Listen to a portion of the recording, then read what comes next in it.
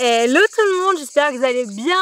On se retrouve aujourd'hui pour une toute nouvelle vidéo où est-ce qu'on va parler des choses à savoir avant de partir au Canada. Parce que oui, il y a certaines choses que je ne savais pas et que j'aurais bien aimé savoir avant de venir. Première chose à savoir, ça concerne l'hiver. L'hiver est complètement différent en fonction de la province dans laquelle vous vous trouvez. Au Québec, il va être plutôt sec. Dans la côte ouest, donc du côté de la Colombie-Britannique, il sera plutôt pluvieux. Il sera hyper ensoleillé du côté de l'Alberta et il sera un peu plus froid dans le Manitoba, par exemple. Donc, en fonction de là où est-ce que vous vous trouvez, vous n'allez pas vivre du tout le même hiver. Vous n'allez pas du tout avoir le même ressenti. Le seul hiver que j'ai vécu, c'est au Québec, donc du côté de Montréal.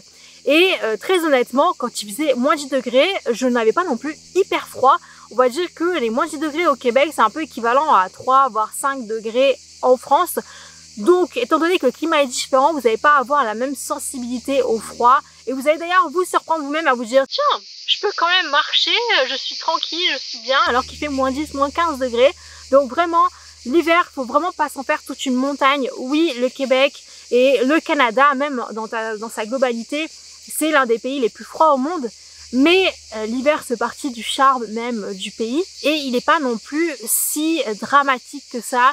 C'est vraiment pas quelque chose sur lequel il faut vraiment s'inquiéter. C'est une expérience à vivre au moins une fois dans sa vie. Si vous avez expérimenté l'hiver par exemple au Québec, moi c'est vrai que j'ai un petit peu du mal, mais il est vrai qu'on n'a pas profité énormément de l'hiver. On n'a pas fait beaucoup d'activités extérieures, donc on a eu du mal à vivre notre premier hiver au Canada. Mais si justement vous faites des activités extérieures, vous faites par exemple du patinage, vous faites aussi du ski de fond, vous faites de la randonnée raquette, vous faites du chien de traîneau. Si vous justement vivez l'hiver comme ça, je suis sûre que vraiment vous allez beaucoup mieux le vivre que si vous restez enfermé. Vraiment, vous n'allez pas bien le vivre. Je parle vraiment en connaissance de cause. On sortait très peu les week-ends. On n'était pas non plus extrêmement bien équipés, donc l'équipement joue aussi un rôle dans le fait de bien vivre son hiver au Canada. Mais vraiment, on s'en fait toute une montagne, alors que ça passe quand même. Vraiment, ça passe. Il faut le vivre une fois et puis ensuite vous ferez les ajustements les prochaines années. En tout cas, vraiment les clés pour pouvoir survivre à l'hiver du Canada et par exemple l'hiver québécois, c'est de pratiquer par exemple la technique de l'oignon. Donc c'est de mettre des couches et après donc vous retirez des couches et des couches dès que vous avez chaud. De bien couvrir aussi les extrémités. Donc par exemple les oreilles, les mains, les orteils sont vraiment des zones qui sont hyper sensibles aux températures. Donc si vous les couvrez bien, vous aurez beaucoup moins froid que si vous les laissez entre guillemets à l'air libre. Et donc comme je vous l'ai dit aussi, vraiment pratiquer du sport d'hiver.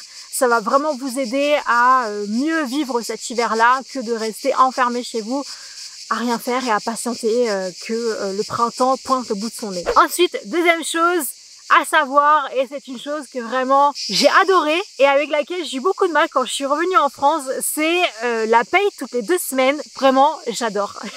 Ça vous permet de mieux gérer vos mensualités, tous vos prélèvements que vous avez à effectuer. Donc par exemple, liés à votre abonnement Netflix, à votre abonnement Amazon Prime, mais aussi votre abonnement téléphonique. Donc je trouve que ça permet une meilleure gestion de l'argent. Parce que là, quand j'ai dû avoir des payes en France qui sont toute la fin du mois, je vous avoue que ça m'a fait bizarre, j'ai encore un petit peu du mal avec et j'ai vraiment hâte d'avoir à nouveau ma paye toutes les 2 semaines.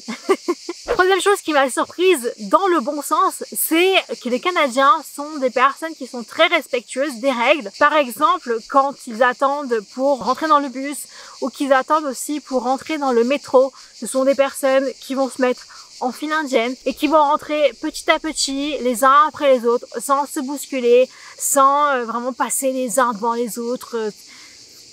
C'est nul sinon comme ça, vraiment j'aime pas. Et vraiment là, il y a un respect, c'est bien, ça fait du bien.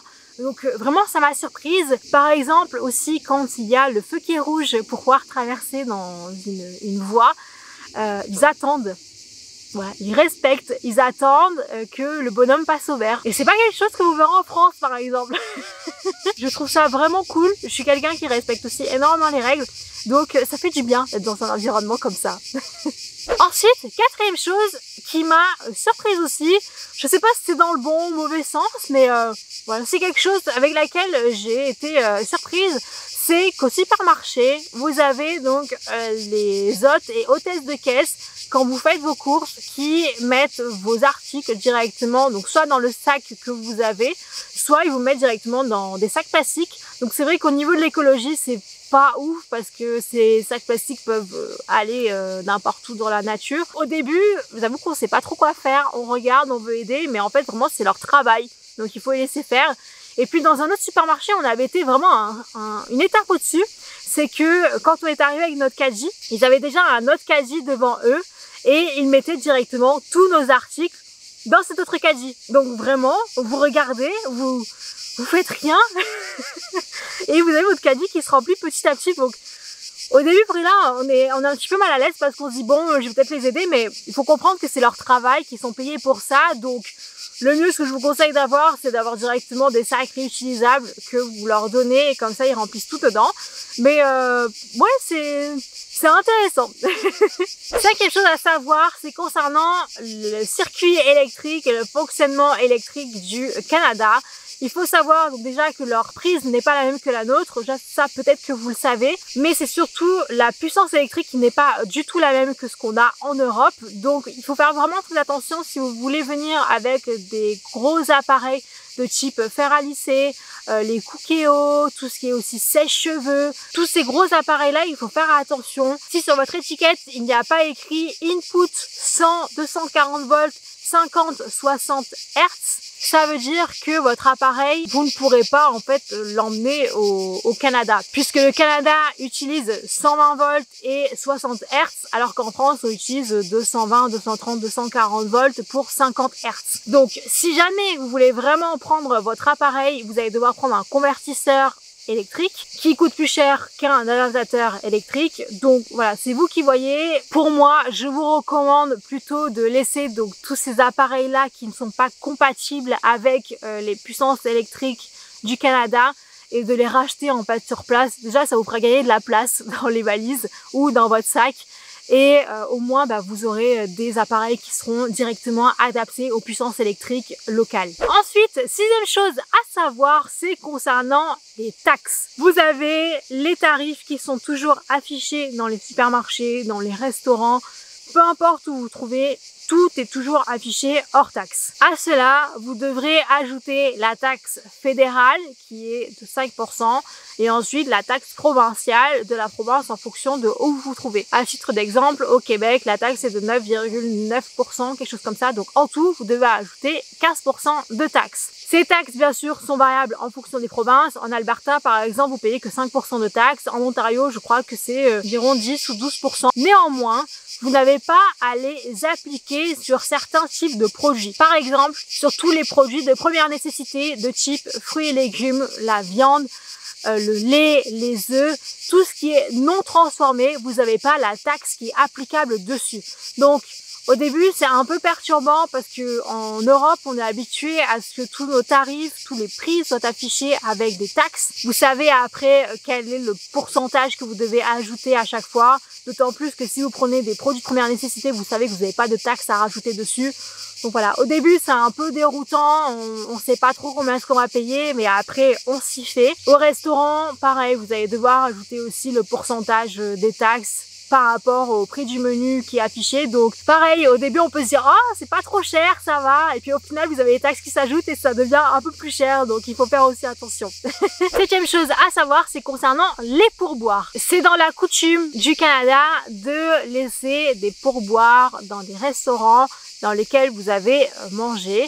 Donc la règle est généralement, en plus des taxes que vous allez payer, c'est de laisser environ 10 à 15% du montant de votre repas en guise de pourboire. Si vraiment vous avez adoré, que vous avez adoré le service, que c'était excellent, vous pouvez monter à 18-20%. En soi, il n'y a aucune obligation de laisser des pourboires. Par exemple, il arrive qu'il y ait des personnes qui laissent 0%, qui laissent 5%. Mais il est vrai que, étant donné que personnellement j'ai travaillé dans la restauration, avoir un pourboire, c'est une reconnaissance, c'est une gratification.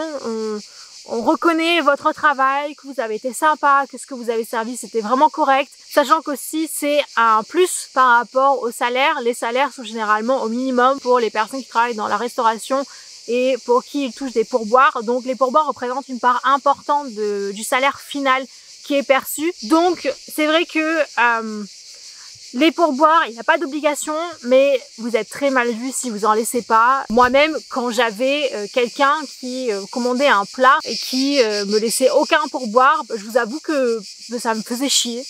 Voilà, j'étais vraiment triste parce que j'avais mis de l'effort, voilà, parce que la personne se sent bien, elle se sent à l'aise, j'avais tout expliqué, on fait des bons repas, des bons plats, et puis au final la personne laisse 0%, tu dis mince, c'est quelque chose qui a coché, quelque chose qui a pas plu. Donc bon, voilà, il n'y a pas d'obligation, mais c'est vrai que c'est une règle avec laquelle il faut s'y faire. Vous pouvez aussi laisser des pourboires pour les personnes qui viennent vous livrer votre repas à domicile. Donc par exemple, toutes les personnes qui livrent avec Uber Eats ou Deliveroo. C'est vrai que c'est commun aussi qu'ils vous demandent un pourboire. C'est vrai que je laisse toujours un pourboire à cette personne-là. Encore une fois, il n'y a pas d'obligation, mais la règle est que, voilà, c'est une règle qui n'est pas dite officiellement, mais il faut généralement laisser 10% par rapport au montant que vous avez payé. 8e chose à savoir, c'est concernant le fonctionnement bancaire et notamment la carte de crédit, la carte de débit. Alors au début, c'est vrai qu'on n'y comprend rien. Nous, on est habitué à avoir qu'une seule carte. On se dit bon, voilà, il n'y a qu'une carte, je fais tout avec.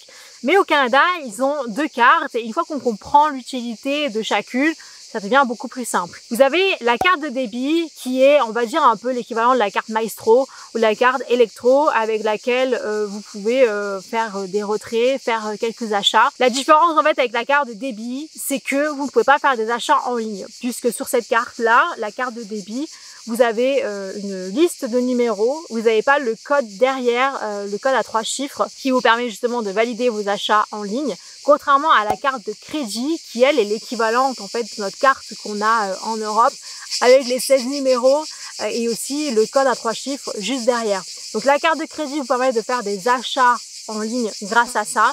Mais la différence aussi c'est que la carte de crédit est reliée à Visa et Mastercard, ce qui fait que quand vous faites des achats avec votre carte de crédit et que vous avez aucun montant disponible, vous avez aucun fonds sur votre compte de crédit, vous avez une dette auprès de Visa ou Mastercard. Donc pour récapituler, la carte de débit, c'est votre carte que vous pouvez utiliser pour faire vos courses, faire vraiment les achats du quotidien, sauf les achats sur internet, et c'est une carte qui est reliée à votre compte courant. La carte de crédit, ça a créé un nouveau compte sur lequel vous allez devoir rapprovisionner à chaque fois que vous faites des achats en ligne, et la carte de crédit vous sert à créer votre credit score, donc la cote de crédit qui sera très utile si vous voulez louer ou acheter un logement ou un véhicule d'ailleurs. Donc carte de débit, achat du quotidien et pas de dette, pas Visa, pas Mastercard, relié au compte courant, et la carte de crédit à approvisionner qui est reliée à Visa ou Mastercard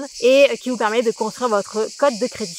Donc voilà les petites choses qui sont à savoir avant de venir au Canada et que j'aurais personnellement voulu savoir avant de venir. Donc j'espère que cette vidéo vous aura plu, que vous aurez appris des choses. Si vous avez des questions, n'hésitez pas à me les laisser en commentaire. En tout cas, n'hésitez pas à commenter, liker, vous abonner à la chaîne, à partager la vidéo, également de me rejoindre sur Instagram où je partage un peu plus mon quotidien. Et puis sur ce, on se dit à bientôt pour une prochaine vidéo. Tchuss!